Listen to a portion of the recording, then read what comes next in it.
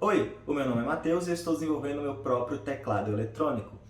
Esse é o terceiro vídeo da série. Se você não viu os dois primeiros, é bom assistir eles antes desse aqui. Até agora a série tem sido muito boa para mim, é muito bom poder compartilhar finalmente esse projeto que eu já venho trabalhando já há muito tempo. Até agora o foco tem sido em hardware, mas nesse vídeo aqui eu vou focar totalmente em código, tá bom?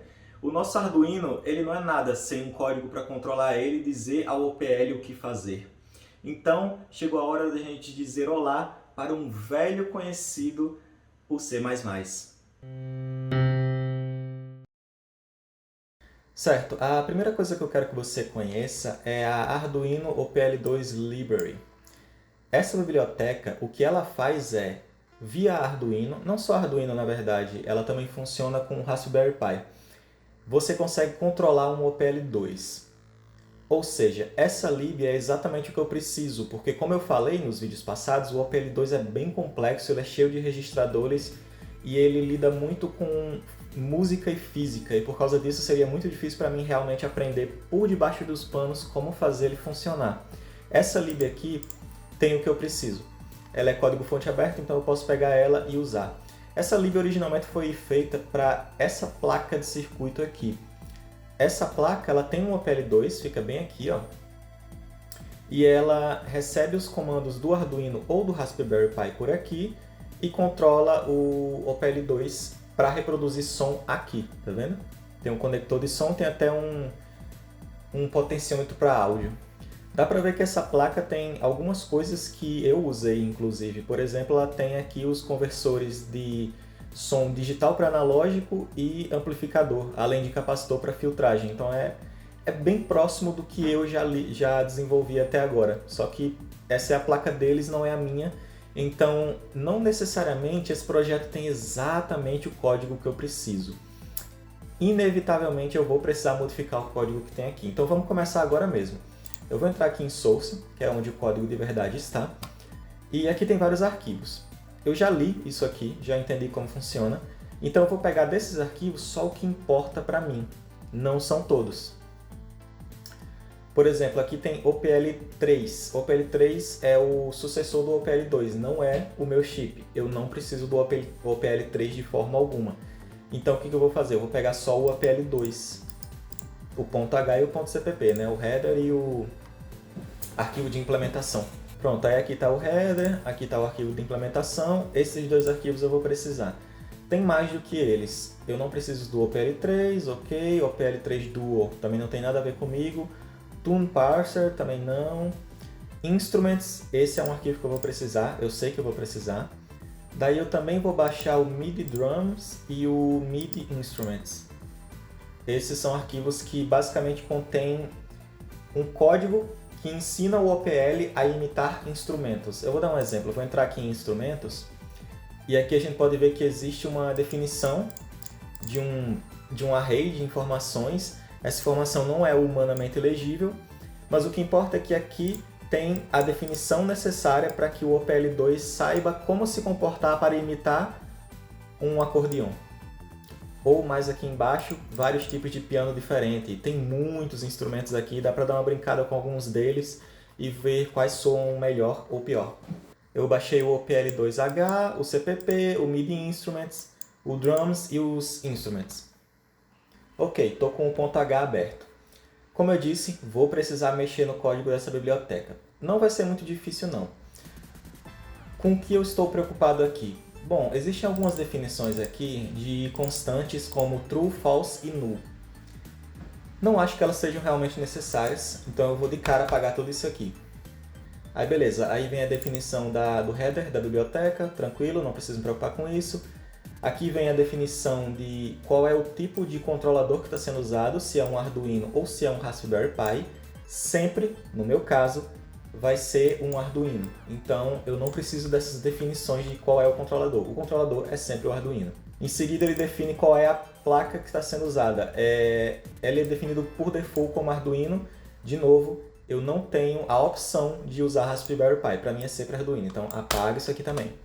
Aí ele começa alguns ifs do tipo, se a placa for do tipo Arduino, faça isso. Se não, faça isso. A minha é sempre Arduino. Apaga isso aqui e deixa isso aqui. Eu vou dar um zoom para melhorar um pouco. Olha só, de cara dá para ver que ele está usando aqui um pino de latch, address e reset. Esse pino de latch acontece que ele define qual é o pino usado para controlar os Shift Registers. E Shift Register é algo que eu não estou usando no meu projeto. Eu não estou usando uma comunicação com Shift Registers. Eu estou usando uma comunicação direto com o OPL2. Sendo assim, eu vou simplesmente apagar tudo isso aqui. Aqui tem definição dos operadores. Isso aqui tem a ver com gerar som, então eu não vou mexer nisso aqui. Synth Mode, Drum Bass, ok, tudo isso aqui mantém. Notas, isso aqui são as notas musicais. Isso aqui é um Dó, Dó sustenido, Ré sustenido e assim vai. Esse aqui é só um outro tipo de notação. No Brasil é mais comum o Dó, Ré, Mi, Fá, né? Mas enfim, esse tipo de notação também existe. Com certeza não é algo que eu devo remover.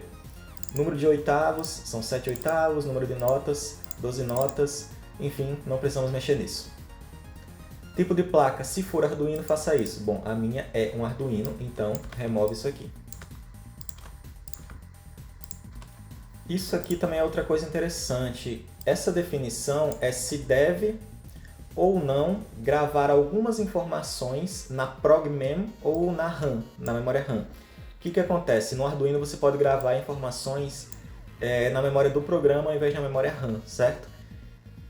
Como o meu projeto é Arduino, eu vou sempre gravar na ProgMem. Então não faz sentido definir que algo pode ou não ser gravado na ProgMem. Não, ele vai sempre ser gravado na ProgMem. Então eu vou tirar a definição dessas duas coisinhas aqui.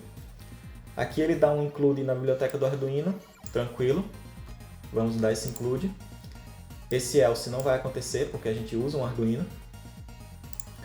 E feito isso, começa o código da definição da classe, né? Porque isso aqui é orientação a objeto, é C++. Tranquilo, eu vou fazer o seguinte, eu vou adicionar agora algumas coisas minhas. Porque, como a gente sabe, a minha comunicação ela é paralela. Eu conectei do pino 2 ao pino 9 do Arduino, nos pinos digitais 0 a 7 do OPL2. Então eu vou definir isso aqui. Eu vou aproveitar esses defines e já vou colocar os meus defines aqui. Os meus defines são esses aqui. Esse aqui é o pino com o qual eu comunico com o pino de endereço, o pino de address do OPL2. O reset fica no pino 12 e o pino de write, que também está conectado no chip select, é o pino 11. Depois vem os pinos 2 até 9 do Arduino, que ficam conectados do 0 ao 7 do OPL2. Certo? Então tudo isso aí a gente viu no vídeo passado. O que eu estou fazendo é só deixar isso claro no código. Pronto, depois vem os códigos da própria lib. Tem um pouquinho de coisa para mudar sim, vamos dar uma olhada. Olha só, de cara já estou vendo aqui que tem um se for placa do tipo Arduino. A placa é sempre Arduino, então vamos apagar isso aqui e vamos manter isso aqui. Eu estou vendo que isso aqui é o Load Instruments, que é uma função que carrega um instrumento lá daquela nossa lista de instrumentos. Ela tem uma variável extra, né, um parâmetro extra, que é se o instrumento está gravado na ProgMem ou não, é um booleano. A gente sabe que sempre vai estar gravado na ProgMem, porque eu estou usando Arduino e eu vou querer economizar memória. Então, como eu sempre vou estar gravando na ProgMem, já vou apagar isso aqui. Pronto, basicamente aqui nesse header não tem mais nada não, eu já vou salvar.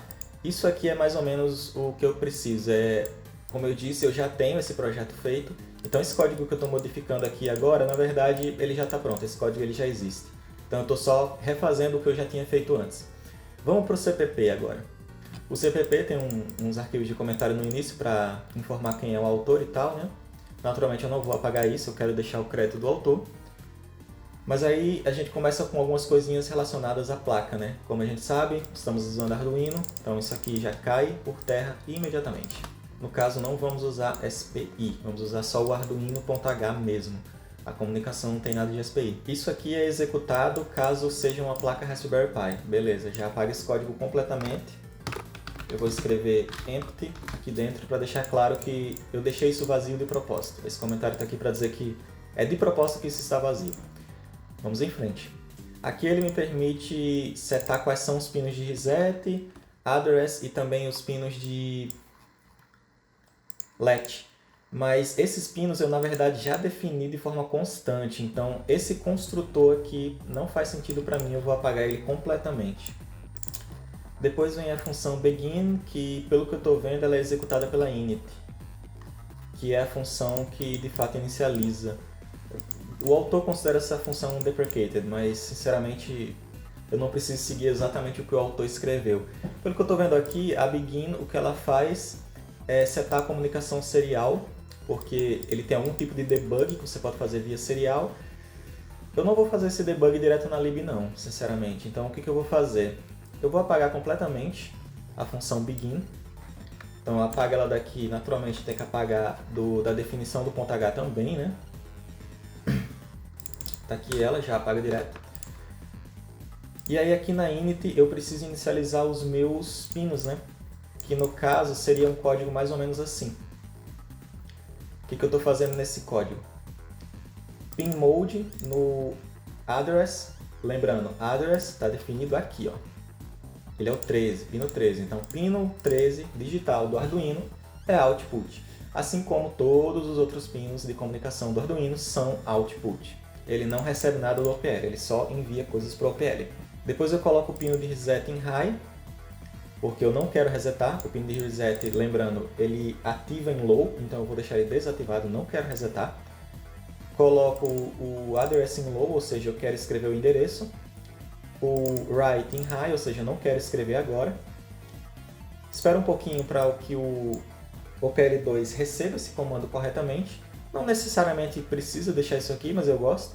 Create Shadow Registers é coisa da lib, porque a lib ela guarda uma cópia dos registradores do OPL2 em memória. É para isso que serve essa função, nem vou mexer nessa função.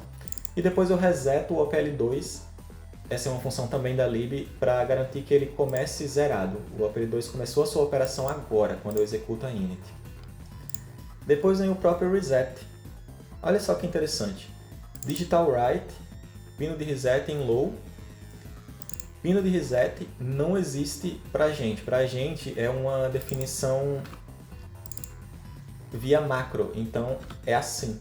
Não existe esse pin reset, essa variável ela não existe. Então eu já troco o pin reset por só reset mesmo, que é pino 12. Então, pino 12, low, espera, pino 12, high. É assim que a gente reseta, né? Como eu falei, a gente reseta em low. Depois disso tem algumas coisinhas relacionadas ao funcionamento da lib internamente, eu não preciso mexer nisso. Agora sim chegamos a uma função que é essencial que eu altere. O que essa função faz? Ela escreve no OPL2, ela envia dados para o OPL2. Tudo que existe nessa biblioteca passa por essa função em algum momento, que é para escrever no OPL2 alguma informação.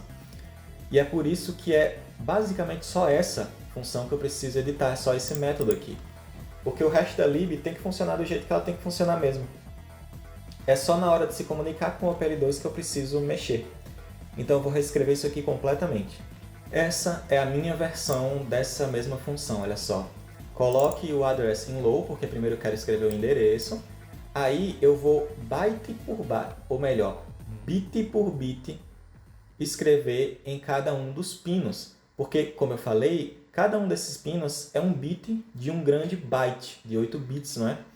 Então, se eu preciso escrever em um registrador um certo valor, que é isso que essa função recebe, ela, dado um registrador, escreve um valor, a primeira coisa que eu tenho que fazer é dizer qual que é o endereço do registrador. Então, eu pego o registrador e deste registrador, que é exatamente um byte, pode ver que ele é do tipo byte, ou seja, ele tem exatamente 8 bits, essa informação aqui, a reg, eu vou pegar só o primeiro bit. Esse E comercial com isso aqui está dizendo basicamente, pegue essa informação aqui e me dê só o primeiro bit. Os demais bits, deixe tudo em 0. E aí, se isso aqui der 1, significa que esse primeiro bit era 1. Então eu tenho que escrever high. Se isso aqui, por outro lado, der 0, significa que esse primeiro bit, ele na verdade era 0. Então isso aqui tem que ser low. Porque low significa 0 e high significa 1. Eu repito a mesma operação para todos os outros bits. Pode ver que existe uma espécie de escadinha aqui, ó. O 1 está aqui, depois ele anda uma casa, depois ele anda uma casa, anda mais uma, até chegar no último bit mais significativo, que é o que fica mais à esquerda. Então eu estou bit a bit colocando qual é o bit dentro do seu pino específico. Então se o bit é 1, coloque high. Se o bit é 0, coloque low em cada um dos pinos específicos. e assim eu escrevo o endereço, mas não ainda, calma. Agora o que eu preciso fazer é colocar no pino de escrita low, ou seja, agora eu quero escrever, espera um pouquinho para que o OPL2 possa entender o que eu falei para ele. No caso, o que eu falei para ele é exatamente isso aqui, é 1 byte. Então é só o tempo dele ler esse byte. Em seguida, coloco em high novamente, porque eu não quero mais falar com ele. Acabou a minha comunicação. O que eu fiz aqui? Nessas linhas, eu só disse para o OPL2 qual é o endereço do byte, qual é o endereço do registrador, para ser exato, que eu quero escrever. Agora vem a informação de verdade. Address in high, ou seja, eu quero escrever agora a informação, não quero escrever o endereço. Pega a informação e faz a mesma operação. Coloca em cada um dos pinos o bit correspondente daquele valor. Depois de fazer isso, coloca o write in low, espera um pouquinho, coloca o write in high e espera mais um pouquinho antes de acabar a função só para garantir. Por fim, no OPL2 vai estar escrito o que eu pedi para escrever. No registrador tal, escreva o valor tal. Essa função faz exatamente isso, dado o meu setup de comunicação paralela, do pino 2 ao 9, né? Que estão definidos aqui nessas macros. Agora vamos de cara dar uma olhada na load instrument, não é?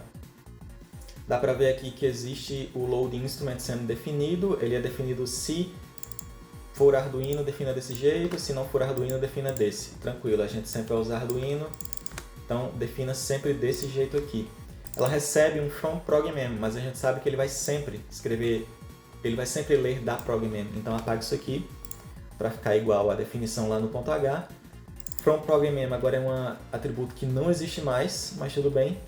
Ele é sempre true, então apaga isso aqui. Deixa assim.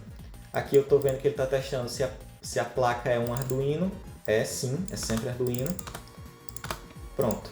Então leia de dentro da progmem quando for para ler o instrumento. Essa progmem é exatamente esse arquivo aqui, tá? Então quando ele tenta ler alguma coisa, o que ele está lendo, para ser exato, é isso aqui.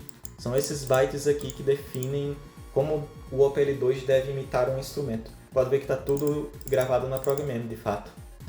Beleza, feito isso, essa função aqui está tranquila, ela está correta. Uma coisa que eu reparei é que existe essa função chamada clamper value, que basicamente recebe um valor e retorna esse valor se estiver dentro desse range aqui, mínimo e máximo.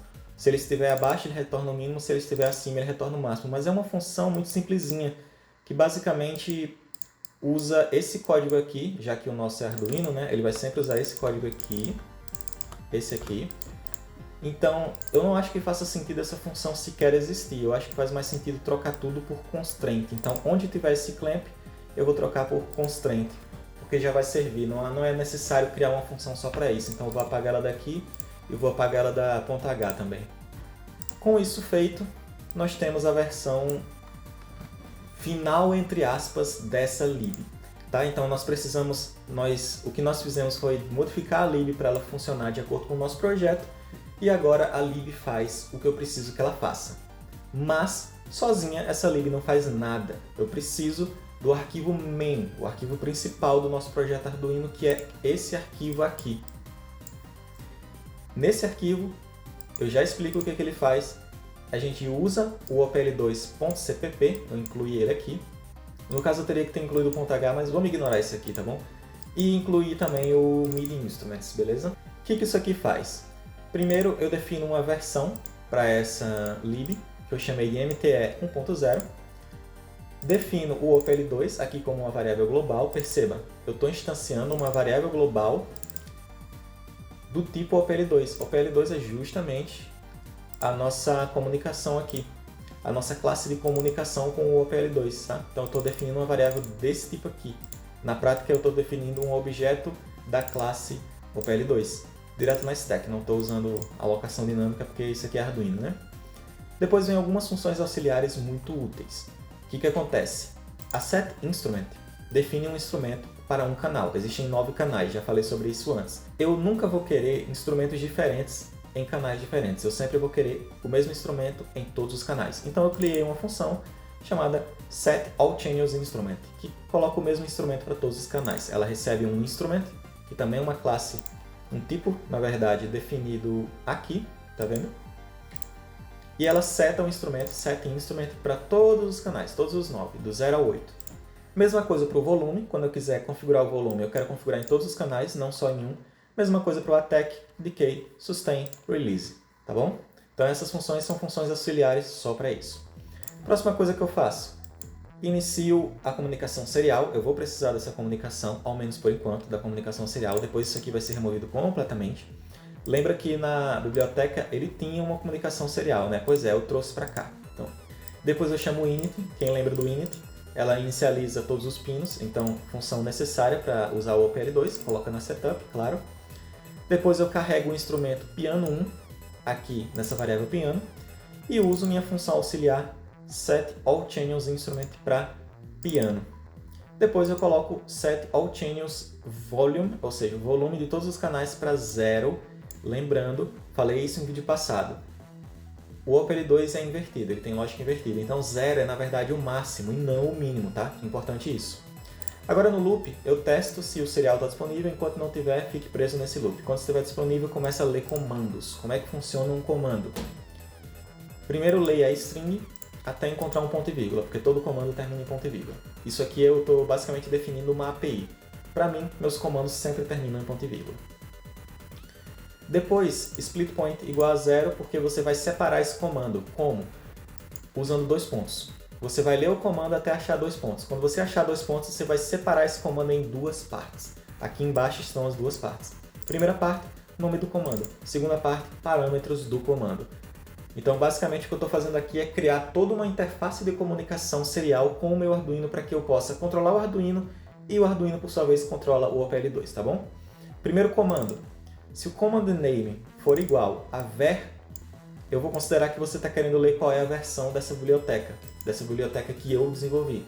Então o que eu vou fazer? Eu vou responder com serial print sigverse, que é exatamente MTE 1.0, ok? Então eu consigo ler qual que é a versão da biblioteca com a qual estou me comunicando, com a qual está gravada no Arduino. Próximo comando, ping, eu respondo pong, só isso. Só serve para testar se a conexão com o Arduino está bem feita. Bem simples. Próximo comando, volume. O que volume faz? Eu leio o parâmetro que você passou, ou seja, se você passar, por exemplo,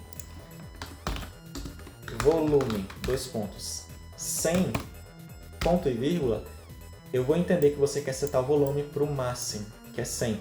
Nesse caso, vai ser assim mesmo que vai funcionar, de 0 a 100. E não aquela coisa maluca do OPL2 de ser de 63 a 0, onde 0 é o máximo e 63 é o mínimo. Enfim. Como é que eu faço isso? Constraint, o volume entre 0 e 100, pega o volume, normaliza ele dividido por 100 e multiplicando por 63, então normaliza para o OPL2 e inverte fazendo como? 63 menos o volume, porque lembrando, o 0 é que é o máximo, então você tem que inverter. Como é que inverte? Fácil. Pega o máximo, que é 63, diminui do valor que você quer colocar. Então se você, por exemplo, passar 100, que é o volume máximo, 100 dividido por 100 dá 1, 1 vezes 63 dá 63. V normalized vai ser 63. Quanto é 63 menos 63? 0. Então, sete o volume para 0, que significa o máximo. Então, está funcionando direitinho essa função. Essa função aqui, na verdade, já está testada, tá? Esse código todo aqui, como eu falei, já escrevi faz tempo. Próximo comando, attack. Você quer setar o attack, tranquilo. Você tem que me passar um número entre 0 e 15, e eu vou inverter esse número porque 0 é o máximo e 15 é o mínimo, então você me passa entre 0 e 15, sendo 0 o mínimo e 15 o máximo, e eu inverto para que o OPL2 entenda, tá bom? Mas lembrando, é entre 0 e 15, não é entre 0 e 100. Decay, mesma coisa. Sustain, mesma coisa. Release, mesma coisa. Play Note, importantíssima essa função. Ela de fato toca uma nota musical. Isso aqui já se torna um pouco mais complexo. Como é que funciona o Play Note? Primeiro eu vou pegar o parâmetro, cmd parâmetro, que é o que vem depois de 2 pontos, lembra? Então, esse comando vai ser mais ou menos assim. Play Note, 2 pontos, alguma coisa, ponto e vírgula. Esse é o comando. Certo? Mas o que tem aqui? Como é que é o parâmetro? Funciona assim. Você vai colocar duas informações separadas por underline. Então, é alguma informação, underline, outra informação. A primeira informação é o channel, a segunda informação é a note. Então eu pego essas duas informações dessa forma. Então você tem que me dizer qual dos 9 canais que você quer tocar a nota e qual é a nota que você quer tocar. Bem simples. Então, por exemplo, eu posso dizer que o canal é o 0, né? Que é o primeiro canal. Depois vem a nota musical. Se a nota musical for menor que 0, eu já seto ela imediatamente para 0, porque esse número não é válido, precisa ser pelo menos 0. Depois, eu preciso descobrir qual é o oitavo da sua nota musical. Todas as notas musicais, as 12, Dó, Ré, Mi, Fá, Sol, Lá, Si, e os respectivos sustenidos, são 12 notas no totais. Então, o que eu vou fazer? Eu vou dividir por 12, isso aqui é uma divisão inteira, para descobrir qual é o oitavo da sua nota musical. Então, por exemplo, digamos que você passou a nota musical 13. 13 dividido por 12 é igual a exatamente 1, porque isso aqui é uma divisão inteira. Então, não tem resto, esqueça resto de divisão, esqueça vírgula, dá exatamente 1. E 1 seria, então, um Dó sustenido. Então, se você quer tocar um Dó sustenido, você passa o número 1, só que não vai ser no primeiro oitavo, vai ser em que oitavo? Nota, resto de divisão por 12. Quanto é 13, resto de divisão por 12? É 1 também. Então, você quer tocar no primeiro oitavo a nota musical Dó sustenido, entendeu? É assim que funciona. Você passa a nota musical, eu descubro qual é o oitavo e eu toco o oitavo baseado na nota que você passou. Se você quer tocar no primeiro oitavo, que é o oitavo mais grave, você passa só 0. Seria um Dó super, super grave. Ou você pode jogar uma nota bem lá pra frente, por exemplo, 3 vezes 12, e aí você tem um Dó não tão grave, com um oitavo um pouco mais acima. Beleza, depois disso eu leio o canal, precisa ser entre 0 e 8, e eu toco a nota através da Lib ou PL2. Passando o canal, oitavo e nota. Nota vel, isso aqui é para definir a velocidade com a qual você está apertando uma nota. Na prática, não existe suporte a isso no OPL2, então o que eu faço? Se você quer definir a velocidade com a qual você apertou uma nota no teclado, o que eu vou fazer é simplesmente setar o volume da nota de acordo com o que você passou. Lembra, esse set volume é porque eu estou setando no operador 0 e operador 1. Ignore o que significa operador. Só tenha em mente que eu estou setando, que eu estou configurando o volume de acordo com a velocidade, tá? Então, toque uma nota numa velocidade significa exatamente isso. Toque uma nota num certo oitavo, num certo canal, num certo volume. É para isso que serve essa função. Release Note significa eu soltei uma tecla, tá bom? É isso que significa o Release Note. E o parâmetro é qual foi o canal onde você soltou a tecla. Soltar a tecla significa a nota tem que parar agora. Ou seja, inicie o processo de release da nota. Naquele esquema de envelope, ataque de key, sustain release, ative o release agora. Instrumento, importantíssimo, isso aqui serve para configurar um instrumento. Eu configurei, no final das contas, só 4 instrumentos. O 0, 1, o 2 e o 3, sendo o 0 piano 1, o 1 piano 2, o 2 Tinkerbell e depois Celestia. E se você colocar qualquer outro valor, eu vou considerar piano 1, tá? Então são só 4 instrumentos suportados nessa versão aqui do código. E por fim, MIDI Instrument. MIDI, ele possui um número para cada instrumento. Olha só, você consegue achar bem fácil procurando no Google quais são os instrumentos. Então você tem, por exemplo, o piano acústico, outro tipo de piano, piano elétrico, etc, etc. Cada número significa um instrumento diferente. E se a gente olhar justamente no arquivo que eu incluí, que é o MIDI Instruments, você vai ver que existe exatamente um array com esses instrumentos definidos. Piano, piano de novo, mais um piano, honk-tonk, que se você olhar aqui é exatamente o que deveria ser mesmo, honk-tonk. Depois vem Rhodes piano, ou seja, um outro tipo de piano. Se a gente olhar aqui, de fato é. Bom, não dá para deduzir imediatamente, mas é um outro tipo de piano de fato. Depois vem esse tipo de piano aqui, que é um tipo de piano de corda, se eu não me engano. E se você olhar aqui, é exatamente o que tem aqui. Então, basicamente, o que tem aqui são os códigos universais de MIDI para cada instrumento, tá? Então, se você me pedir para tocar uma nota, para eu configurar um instrumento MIDI, eu vou conseguir configurar graças a esse array aqui. Esse array tem exatamente todos os instrumentos na sua posição exata, dado o seu número.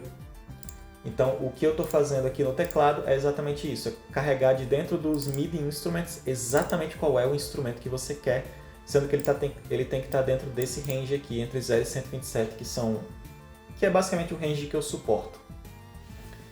Pronto, é muito código, mas esse código aqui configura uma espécie de API, onde através dela eu consigo controlar o meu Arduino, que por sua vez controla o OPL2. Vamos testar essa jossa. Olha só, essa é aquela bagunça do vídeo passado. Só que eu troquei o Arduino porque o RGB Arduino que eu usei no vídeo passado, ele tem dois LEDzinhos bem aqui que são muito fortes e atrapalham a gravação, então eu tive que trocar. Está conectado no meu PC. Meu PC já gravou o código, aquele código que vocês acabaram de ver já está gravado nesse Arduino. E eu conectei minhas caixinhas de som também aqui, ó. Então o OPL2 está ligado já nas caixinhas de som através, é claro, do capacitor. Então é aquela mesma bagunça, só que dessa vez está com o código. Aqui no monitor serial, se a gente mandar o comando de versão, lembra do comando de versão? O Arduino ele responde com exatamente o que ele tinha que responder, o que significa que o Arduino está se comunicando corretamente. Agora, se a gente mandar um play note no canal 0, vocês lembram como é que eu defini essa API? No canal 0, underline, qual é a nota? Nota 48 é o quê? 48 dividido por 12 dá exatamente 4 e sobra 0, o que significa que eu quero que toque a nota 0, um Dó, no quarto oitavo. Escutou isso? Eu vou executar o mesmo comando de novo. Vamos ver de perto.